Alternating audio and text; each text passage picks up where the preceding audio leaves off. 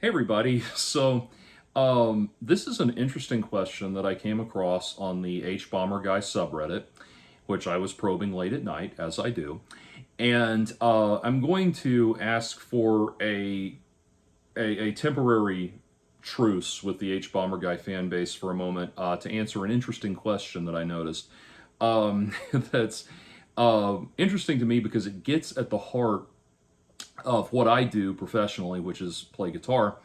And someone was asking on the H Bomber Guy subreddit if Tommy Tallarico is actually a good guitarist. And they provided two examples of his playing. One was when he was doing where he's performing with his video games live orchestra thing. And before I dive right into that, I wanted to say I actually was personally really just bummed out by the finding out that there are all these plagiarism accusations against Tommy Tallarico, and I want to hasten to add credible plagiarism allegations. But I was really bummed out by that because the Terminator on Sega CD is one of my all-time favorite video game soundtracks, and the game was one of my all-time favorite games, and I had it on Sega CD. I actually liked it so much I rented it, beat it, and then still asked for it for Christmas because I loved that soundtrack so much and I loved the game so much. It was like, to me, it was like Contra 3 to the next level. And so love that soundtrack and have jammed out to it for so many years. And ever since I was 10, so about 10, so close to 30 years. And to learn all of this lately has been very disheartening. Also, I don't want to burn other people's bridges, but I work in the music industry. I know people who have dealt with Tommy Tallarico, and I've heard stories. That's all I'm going to say. Anyway, but getting to the heart of this actual question about how good of a guitar player is he, based on these two videos that they provided. And they pointed out that the person pointed out that outside of the VGL concerts, you really don't see Tommy Tallarico doing very much with guitar, and he doesn't, as so many guitarists, unlike so many guitarists, he doesn't seem to have like the compulsive noodling and everything that they all do and everything. So how good of a guitar player is he, and what's the quality of his guitar playing? A couple people actually speculated that he might not be playing live, and I first went in listening for that, like, is he faking it, and looking for signs that he was faking it. And you have to understand, even when you're looking at a video like that, like the ones provided, especially the one from Earthworm Jim, where it's obviously like 10 rows back that this video was done. One of the problems you're going to run into with that is there's inevitably an audio delay between when you're that far back, recording from that far back, there's inevitable audio delay between what you're seeing happening and the sound getting out to the microphone. And it's not huge, but it's going to create a little bit of visual dissonance, if you will, as far as what you're actually seeing. And so when Tommy's up there playing, I noticed the first thing, one of the first things he starts playing in the Earthworm Jim thing is a riff that, from what I heard on that recording, it sounds something like this.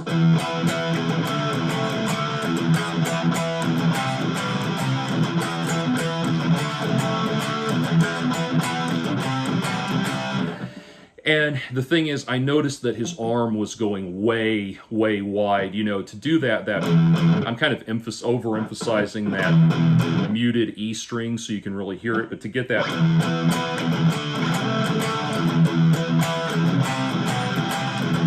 to have that ready, you can't be pumping like this. That's got to remain in a very small motion.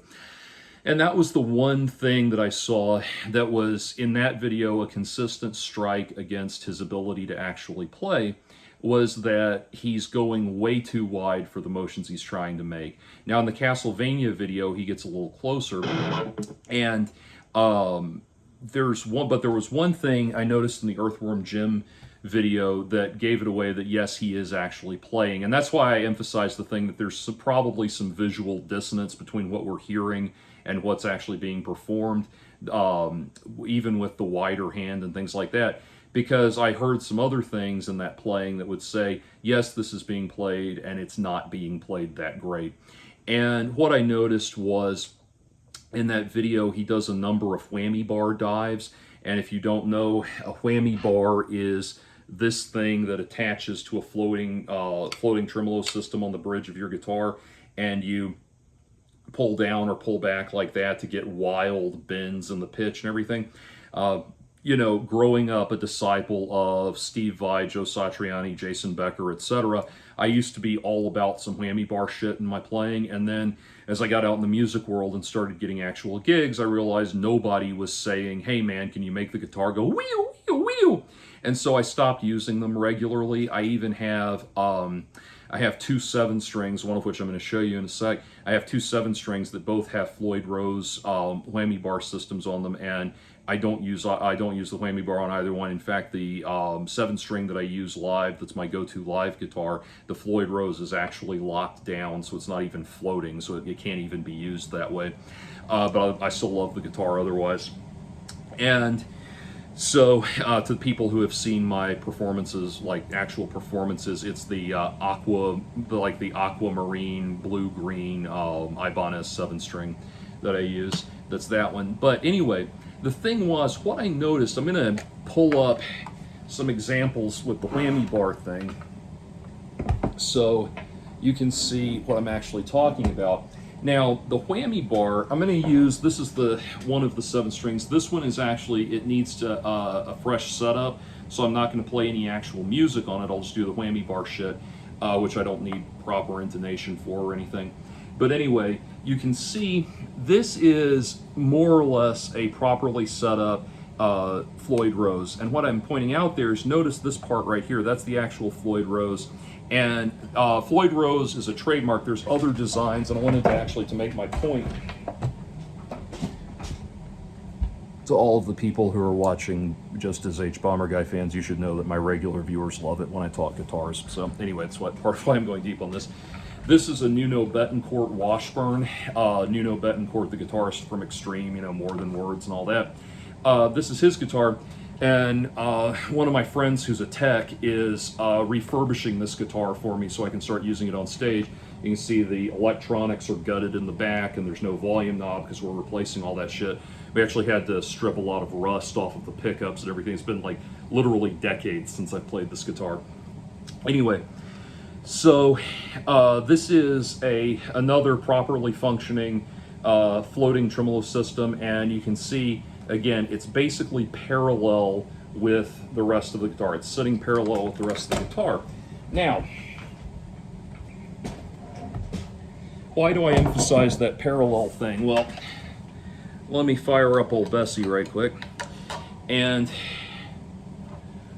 there are right ways and wrong ways to hit a whammy bar. And one of the things I noticed about Tommy's playing is that he's nearly always on the wrong pickup for whatever he's trying to do. And I'll get to the Castlevania video in a second, but the Castlevania video didn't actually, or the guitar was just a single, looked like it was just a single pickup guitar. And you can tell this guitar is not ready to use live because you notice there's the volume knob and the tone knob are both missing, and it needs to be dusted. But anyway,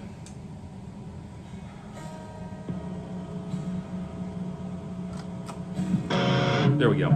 Anyway, so the whammy bar, now, when you have a whammy bar screwed in, you don't want to go super tight with it where it's just sitting like that. You want to have it sit loose a little bit so that it moves a little bit better for you. And you notice something now, that thing I was saying about parallel. First of all, let's do a bad whammy bar dive. Let's do what Tommy Tallarico did. So he does a bad whammy bar dive where he has it on the neck pickup, which is going to get a thicker, more kind of dulcet sound, and he does this very low sort of pickup like that. Now here's the thing, it goes, first of all, the thing that told me that it's being done live is it goes out of key, like way out of key. And you know, when you're bending on the whammy bar, you still need to go from one note to a specific note and back up, and he just goes way random out of key in a way that's really not satisfying to the music. So that, and I say that because that's not something you would hear on a pre-recorded track. You would expect to hear very precisely done whammy bar stuff on a pre-recorded track, and all of just the noise guitar, wow, wow, wow, that stuff is going to be live. But anyway, he hits this very low kind of thing. It doesn't sound that satisfying, but I noticed that he goes straight from parallel into the dive. And you'll notice if you look at the whammy bar players that really know what they're doing, they will start from the whammy bar, and they will actually start the pitch before they start the bend, because they have to move the guitar out of parallel. So basically right about there, right there. So we're not just sitting where the guitar starts, we're below parallel right there, or even above parallel if we're going the other way. And we want to start right there, one, so we're not straining the whammy bar, and two, so we get the best possible sound. And so that's very, you know. And then come back the other way.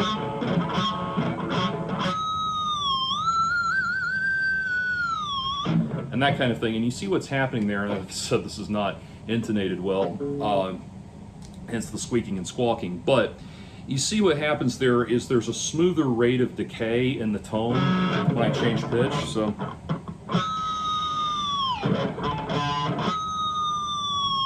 instead of if I just go like that, and it destroys the tone almost immediately. There's no sustain on it, and that's what I heard, is that there's just this very unsatisfying tone.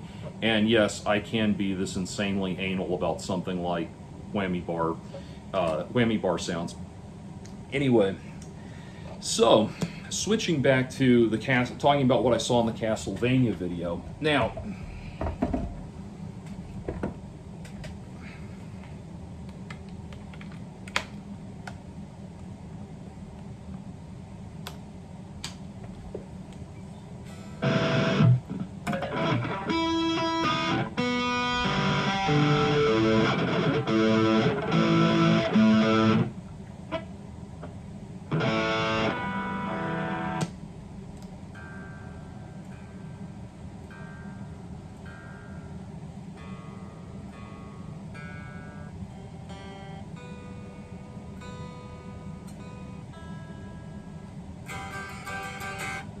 okay, so, and sorry to sit there and tune in front of you. There's an old joke that the guitarist is sitting in the studio and he's tuning for 4 hours straight, and finally the producer says, you know, some people can tune a guitar in 15 seconds, and he says, yeah, some people don't care. Anyway, so getting back around to it, the next thing I noticed as we got into the Castlevania video, this is the one where you can really see the problems with Tommy's technique. And like I said, it's the suboptimal technique of a learned musician who plays the guitar as a secondary focus. And this is where I can tell you he is playing, and there's so much wrong with his technique, and the spoils of that wrongness in his technique are coming out in what we hear. So it's definitely a live track. I mean, a live performance, not a backing track, or I should say a fake lead track, you know what I mean. Anyway, so what I noticed, the guitar that he's playing in the Castlevania video, first of all, he has it slung way too low. Very few technically oriented guitarists will put their guitars that low. You know, Steve Vai has long, lanky arms, and he can keep his guitar low, but by and large, you need to keep it slightly above waist height if you want to have proper technique and that kind of thing. And that's where, you know, if you look at like John Petrucci and people like that, that's where we see that coming through. Put your arm all the way out like this and curve it and start trying to turn it like this, and feel how much tension starts building up in your wrist almost immediately. You know, the faster and more you do that, and you're going to be stiff and, you know, sore and aching from that, or feel the runoff of that very quickly. And so that's not good technique from the outset. And then the next thing I noticed was his tremolo picking technique. And so basically his speed picking technique. And what I noticed, so as I looked at his picking, one of the first things he does is he picks very close to the neck. And that's a rookie mistake. When you're picking, you want to come back here. Generally, if we think about the distribution of the guitar, think about where an acoustic, the sound hole in an acoustic guitar would be. It'd be right about here between the two pickups. And so we want to have our pick aligned with that. And there are times when you can pick forward a little bit to get different sounds. When we're getting our squeaking, the tone of that changes. Like if I'm doing that stuff, the tone changes based on where I am. And so there's things where you can shift around like that, but by and large you want to stay in one place. Now, getting back to the huge motions, this is where he adds so much unnecessary baggage to his playing. And what I noticed, this really comes through in his tremolo picking technique. I will flat out say his tremolo picking technique, his speed picking is terrible. So what happens is, and this is where I said it's a secondary, you can tell this was picked up as a secondary focus, is he starts picking and he starts doing this, basically, with the way he's picking. He starts, turn that off, he starts doing like this, where he's got his fingers out like this, and he's coming like that on the strings, and he's coming from his elbow. That is no bueno, folks. So the thing is, when it comes to picking technique, your wrist, you're not, he's doing it entirely from his wrist, from his arm, from his elbow like that. And it's basically like, you're not supposed to be picking like this, like you're shaking hands. Your wrist is designed to turn like this, doorknob style. And so everything in your picking should be facilitating that. And again, talking about those big wide open motions that he's doing here, I'll do some speed picking and I'll show you. Look at I'm trying to get this on camera as best I can. Look at how small of a motion I'm making as I do this.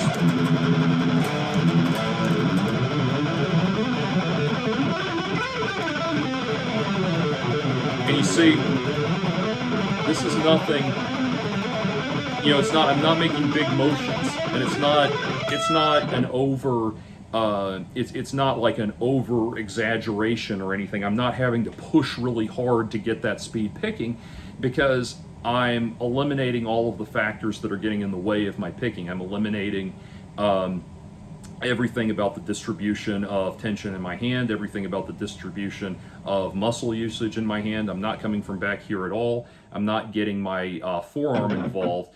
Everything is coming from right there. And it comes from right there, and it comes from eliminating how much I have to put on the pick to get the sound. And there's a whole thing about picking, but it comes right there. Now, you may see me if I want to do, I'm putting this, by the way, on the bridge pickup. That guitar that Tommy is playing in the Castlevania video appears to only have one actual pickup, and that's the kiss of death for dynamics, obviously, because you've got nowhere to go.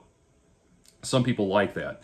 The Alex Laiho signature guitar, Alex Laiho from Children of Bodom, his signature guitar just had one pickup, had a bridge pickup, and that was it. Some people, that's all they want. That's all they use. More power to them. But as far as dynamics, again, it's the kiss of death. And so when he starts doing that really, really, really unrefined tremolo picking, that's where his playing shits the bed. Other things are reasonable. Other things are passable, at least in the sense that he's getting, he's able to stay along with the orchestra and everything, and it blends nicely. But when he hits that tremolo picking, man, it's just, no, that's not. And I'm not saying this to put Tommy down or anything. As people pointed out on the subreddit, the music that we know Tommy Tallarico did write is actually good. And yes, he is a talented pianist. I mean, we know that. There's no doubt about that. This is just a critique of his guitar playing. Anyway, so the as we get into that, that's where it really gets nasty. And what he's doing. And there's another thing, like, that's one approach to tremolo picking. When I'm trying to do things that are like the things that set the land speed record for picking, My trick is to eliminate even part of my hand. I can eliminate about a third of my palm that gets in the way by putting it behind the bridge when I pick. And this is, by the way, I'll switch to the neck pickup when I'm doing this, because that gives me a cover up. You know, if I tried to pick back here without, you know, tried to pick way back here and get this very nasally sound, we don't want that. So we'll kind of color it a little bit with the bridge pickup. I mean the neck pickup, sorry. So that's...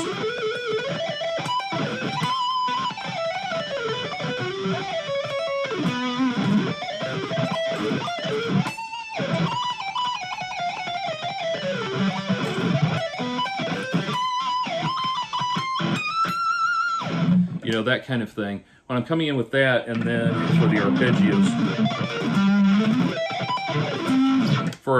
that actually, the sweeping technique doesn't require any special pick placement. You're just basically slowly strumming at that point. But anyway, when he started hitting that tremolo picking, I was like, yeah, this is not refined playing at all. And so then there were a few other minor things that I noticed. One was there was a phrase at one point in the melody, and he stayed with the melody as far as the rhythm of it fine, as far as staying in the key and everything. He stayed with it fine. This is more to do with his, I mean, like I said, we know he has an ear for music. This is more to do with his technique on the guitar. And I noticed again, he really shoots himself in the foot because he's got that high bridge pickup, but then he doesn't really seem to know how to really take advantage of, you know, the options, the tonal options. Oh, I'm on the neck pickup. Anyway.